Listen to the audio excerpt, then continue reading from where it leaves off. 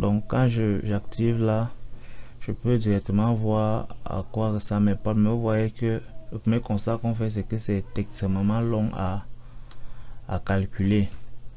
Donc pour commencer à résoudre les problèmes de calcul, je vais cliquer sur mon Agent, et puis il y a certaines options que je vais essayer de venir activer. Dans le j'ai Optimization ici, Optimization, je vais venir cliquer sur Prime.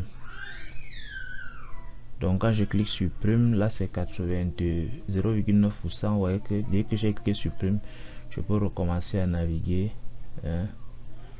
avec un certain niveau d'interactivité. Donc je peux passer même à 95.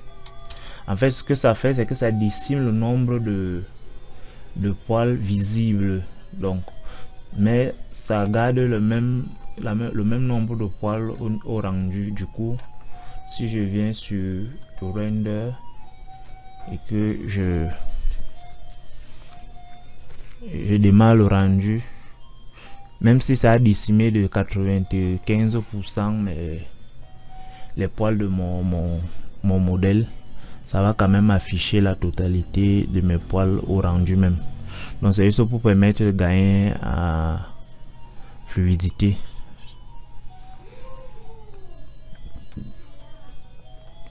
Donc voilà un peu ce que ça me donne.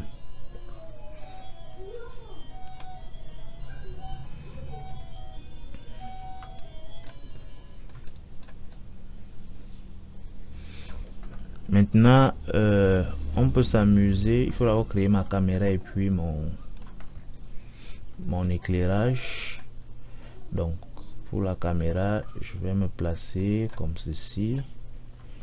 Et puis je vais venir sur New Camera. Et là, vous allez me créer une caméra à partir d'ici. Ensuite, pour l'éclairage, je viens sur Light and Camera. Je vais prendre un Aerial Light. Et puis, pendant que l'Aerial Light est sélectionné ici, je vais cliquer sur le cadenas pour verrouiller. Et puis, je place ça quelque part dans ma scène. Donc là, je souhaite avoir ma lumière. Donc, je la veux quelque part ici. Dès que c'est fait, je peux revenir sur ma caméra.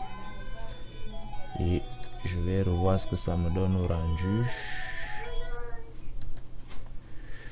Caméra 1.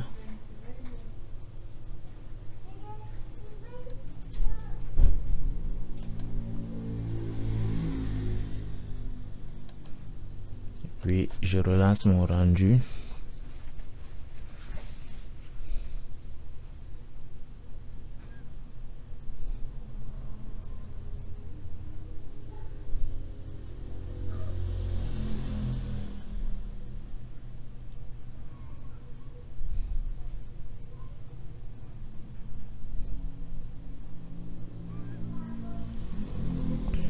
Voilà. Donc voilà à peu près ce que j'ai. Donc je peux clairement voir qu'au niveau de mes pattes ici, c'est pas super intéressant. Je peux également voir que au niveau de mes oreilles aussi, j'ai pas encore quelque chose de assez beau. J'aurais pu faire mieux au niveau de la tête et aussi au niveau du bout de mes orteils ici. Donc je peux toujours continuer à travailler pour améliorer ça, soit au niveau de mes poils, soit au niveau de mes poils, soit au niveau de mon modèle même, au niveau de la densité. Vous voyez que là je suis à 78 000, je peux passer à 78 000, je peux passer à 200 000 poils.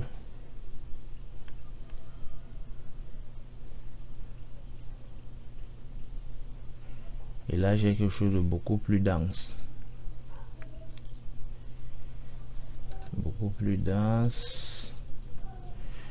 Je vais revenir.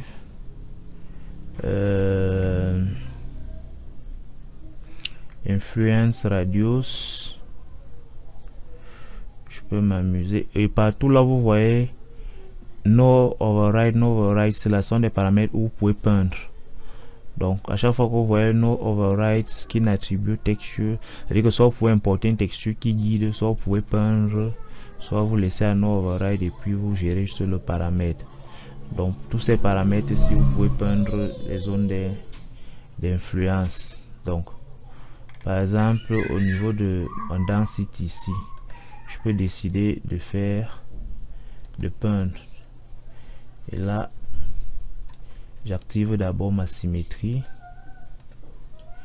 et puis je réduis mon size, et dès que c'est fait je viens peindre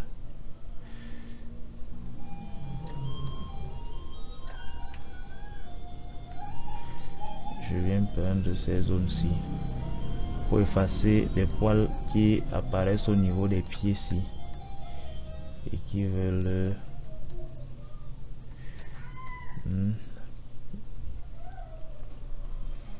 donc je peux venir comme ça.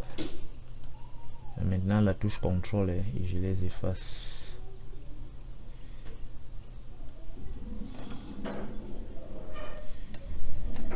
Maintenant la touche contrôle et je les efface. Quand j'ai fait la même chose à l'avant, je viens faire la même chose à l'arrière. J'efface les poils qui débordent au niveau des pieds, les poils qui j'estime être de trop.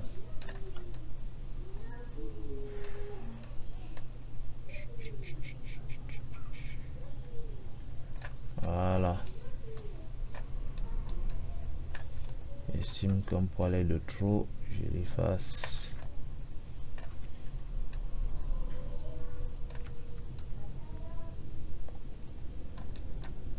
Voilà.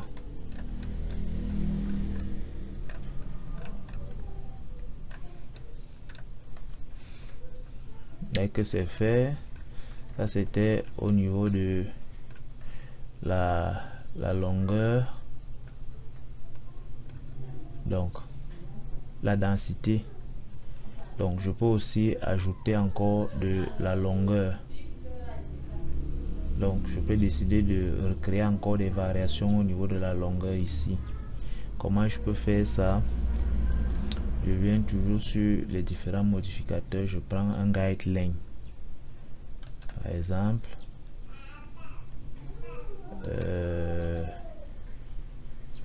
Là il s'applique uniquement sur la tête. Je suis où? Attendez.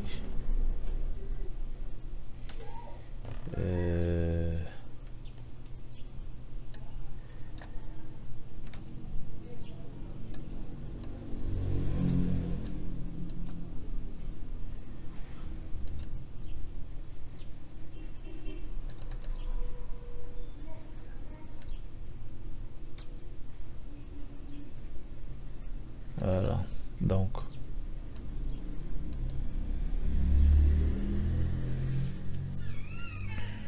$200 000 si je prends un guide. Oui, j'avais ma densité que j'ai à peint, c'est bon. Donc si je regarde au niveau du rendu, déjà en principe je ne devrais plus avoir ces poils-ci au niveau de mes pattes.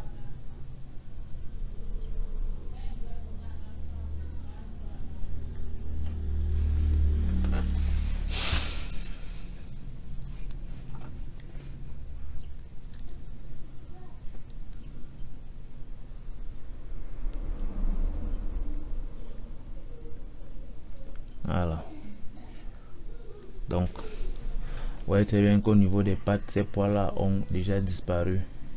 Je peux procéder de la même manière, donc en rajoutant un length, donc pour pouvoir créer des variations de longueur sur les poils de mon corps. Donc je peux faire ça. Donc avec mon R sélectionné, je viens sur guide length et là ça me crée des variations sur tout mon corps. Et là je viens sur masque, je prends plutôt un noise mask, et puis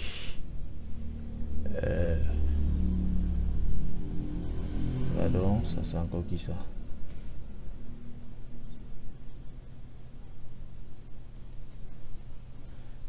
Donc je prends un masque et puis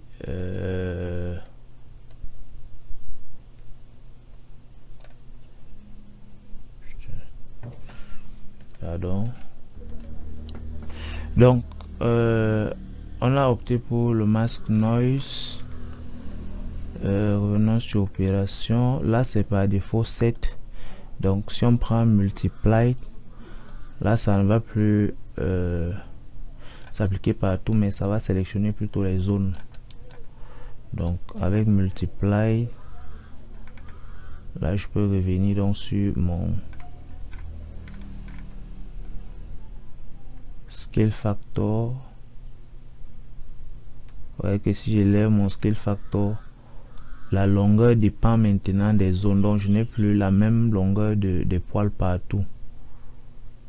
Donc, ou alors je peux décider de faire plutôt un randomize, et puis quand je prends le randomize, j'aurai le scale factor à 1 et je peux mettre le max peut-être à 2. Ça fait que j'aurai dans les endroits où j'ai une longueur de 1 et des endroits où j'ai une longueur de 2 avec le facteur d'échelle. Donc, et ça c'est en m'appuyant sur mon noise mask. Donc si je ramène ça à 0, je commence à avoir la même longueur quasiment partout. Donc voilà la fréquence du masque. Si je passe à 40, ça me crée d'autres variations en fonction de la valeur de votre fréquence. Vous pouvez avoir un résultat plus ou moins intéressant, et ça vous permet d'avoir des variations de longueur au niveau des poils. Et vous remarquez qu'on est bien au niveau des poils, mais on continue toujours à utiliser les nodes dans les guides. Donc si on voit ce que ça donne au rendu,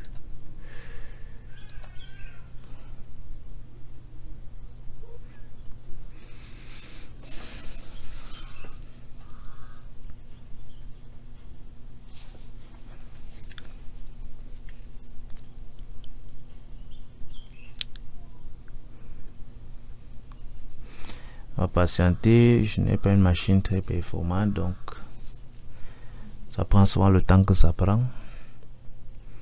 Voilà.